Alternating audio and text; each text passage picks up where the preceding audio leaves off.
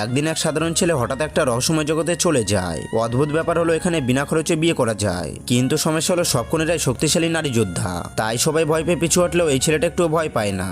সে সরাসরি সবচেয়ে সুন্দরী মেয়েটিকে বেছে নেয়। আসলে এই মেয়েটা ছিল একটা শক্তিশালী রানীর পুনর্জন্ম।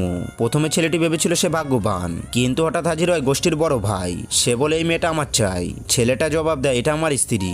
সে তাড়াতাড়ি তার স্ত্রীকে নিয়ে নিজের ঘরে যায়। স্ত্রী ভেবেছিল সে হয়তো তার সাথে খারাপ কিছু করবে, কিন্তু ছেলেটি আসলে চেয়েছিল তার পায়ে বাঁধা শিকলটি খুলতে। আসলে এই শিকলটা কোনো সাধারণ না, যেটা ভাঙতে পারত শুধু এক বিশেষ দেব তরবারি। হঠাৎ ছেলেটির মনে পড়ে একবার সে ঘুরতে গিয়ে একটা পুরনো ভাঙা তলোয়ার পেয়েছিল। তাই সে তলোয়ারটাকে ডাক দেয়, যার ফলে পুরো গোষ্ঠী কেঁপে ওঠে।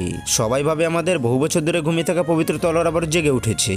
গোষ্ঠীর নেতা ঘোষণা করে এই তলোয়ার যার হাতে উঠবে সে হবে এখানকার রাজা। বড় ভাই তলোয়ার পেতে মরিয়া হয়ে যায়। এমনকি সে নিজের স্ত্রীকে বলি দিতে চায়, কারণ তার বিশ্বাস স্ত্রীকে হত্যা করলে শক্তি পাওয়া যাবে। ঠিক তখনই ছেলেটা প্রতিবাদ করে। আর বন্ধুরা, পার্ট 2 দেখার জন্য কমেন্ট বক্সে বলে যাও।